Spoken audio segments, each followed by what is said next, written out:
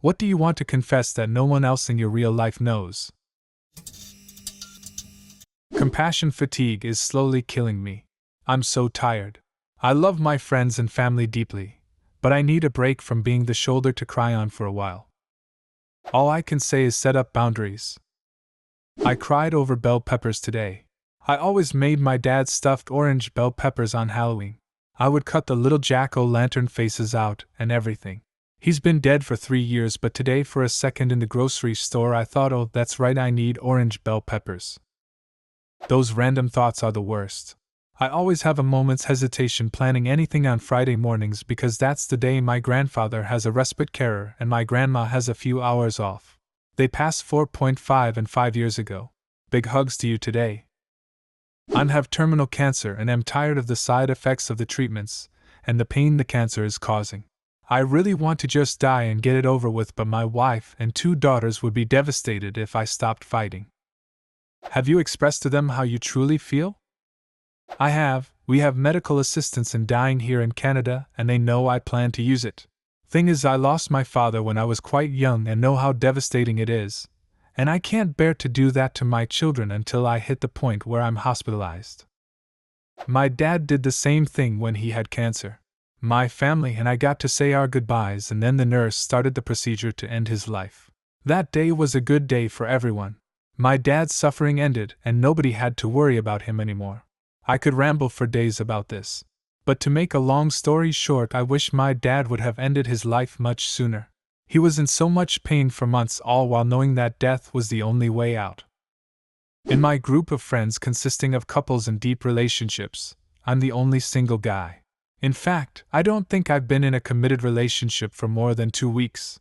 The idea of being part of a couple has always sounded exhausting, and it was something I never really worried about rushing into.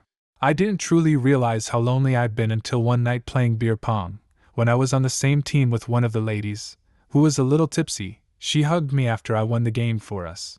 It didn't occur to me that since leaving home for college, those types of physical gestures that brought me comfort as a kid weren't always there for me anymore as an adult. I went out with this girl I met from college. We decided on a mini golfing place. When we got out of my car at the place, she says, "Wait, you're supposed to hug me." I didn't hug her at first because I was running late to her house and we had a booking, COVID.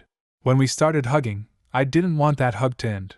She hugged me so tightly and for so long that I nearly melted and had a breakdown in her arms. It's been a long time since I've received a hug and felt so comfortable yet vulnerable. Sure, I hug the boys when we say bye, but it's far from being the same. That hug made me realize how incredibly lonely I really am.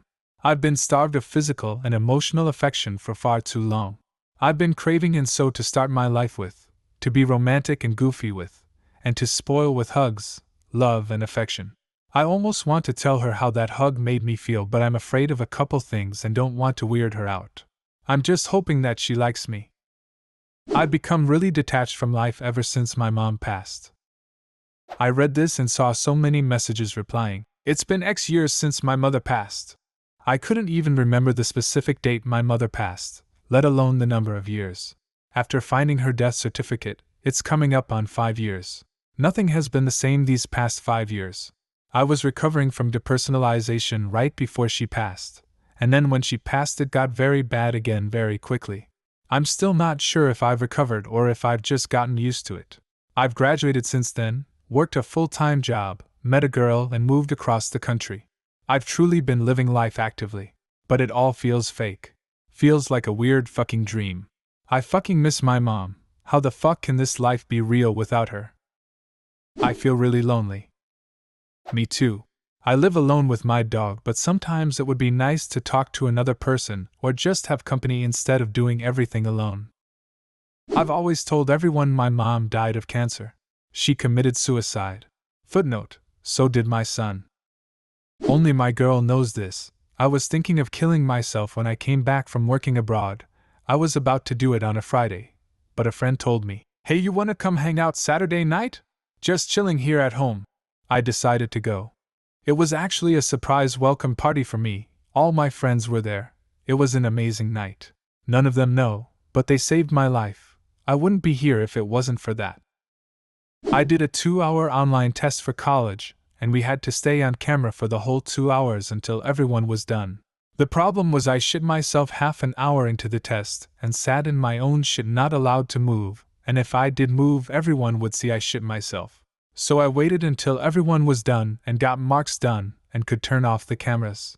The cleanup was horrendous and I had to throw out my office chair after and shower myself off after, but I got 100% in the test. How lost and hurt I really am. It's easier to hide it all and pretend everything is getting better. I almost caused a car accident a few days ago because I zoned out and ran a red light. Even though nothing happened, I feel really guilty about it. I did this once. Like you, nothing happened, but every time I go through that intersection now I cringe and imagine how bad it could have been if there had been a car or a pedestrian. I haven't done a single assignment this semester. I haven't even gone to class. I don't know why I'm doing this.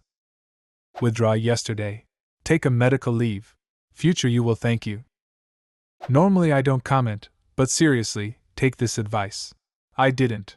Was counted as unofficial withdrawal, meaning I failed 5 classes and had to pay $7,000 back in student loans.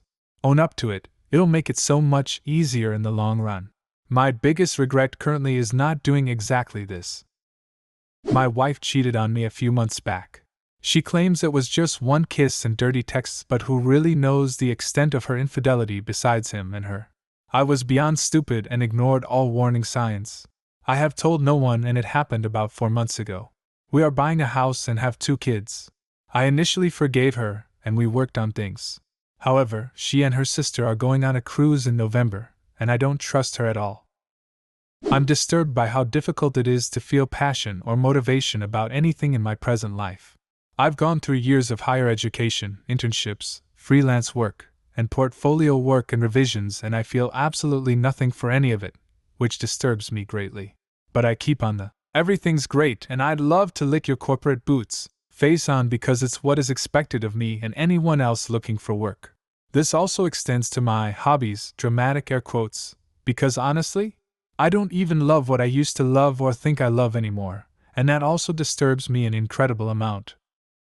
I remember reading somewhere that that's what depression actually is. Not feeling sad all the time, just apathetic. That's how I feel most of the time too. I still get a bright spot of emotion from time to time, be it negative or positive, that lasts for shorter and shorter periods, but the rest of the time it's just apathy. I'm probably getting a little too keen on coke at this point. If you think that might be true, it's true. As soon as I started to do it more than once a month and stay up a couple of days in a row, I deleted all the dealers from my phone. Just blocked all the people I ever partied with and went to a different part of town to hang out. Gotta know yourself. I have eaten food quantities that were listed as family-sized, in a single sitting many times. My buddy made fun of me for eating an entire family-sized lasagna. All I could think to say was, well, at least it wasn't the party size. Every pizza is a personal pizza if you try hard and believe in yourself. I just started drinking again. I would have been 2 years sober in January. I'm gonna be honest. I know it might help some people, but I've always hated how popular it is to track recovery like this, counting up from the last time you drank, or indulged in any other addiction or harmful habit. It makes it seem like the second you slip up, all your progress is erased. Suddenly you're not 2 years sober anymore, you're 2 days sober, right back where you were 2 years ago. And I hate that because that's just not how it works. Recovery is almost never perfectly linear. There's bumps in the road and setbacks and relapses, and none of those erase the progress you did make. You still have years of experience under your belt, with techniques and practice and other ways of dealing with it that you didn't have before. Everybody fucks up sometimes. One relapse is minor compared to years of effort to make yourself better. So I tell you to try again, but I think trying, again, isn't what you're doing. You're just picking up where you left off and continuing the effort you already spent so long practicing, and when you're ready to pick it back up you'll be much better equipped for it thanks to all the work you did. I've tried so hard to not be my mom and not be like her that I started doing things she did, and lying to myself and everyone around me, just like she does. 1 year of therapy down, and I'm trying really hard to put a stop to my bad patterns. I only wear a tie and jacket when I've been feeling really upset and fed up with life. That way I have at least one thing to brighten my day. I have been dressing up every day for more than 2 weeks now. My dad does that there no dress code at work, but these days he's always decked out. It makes him feel important. What do you want to confess that no one else in your real life knows? Leave a comment and subscribe to the channel if you want to see more videos like this one.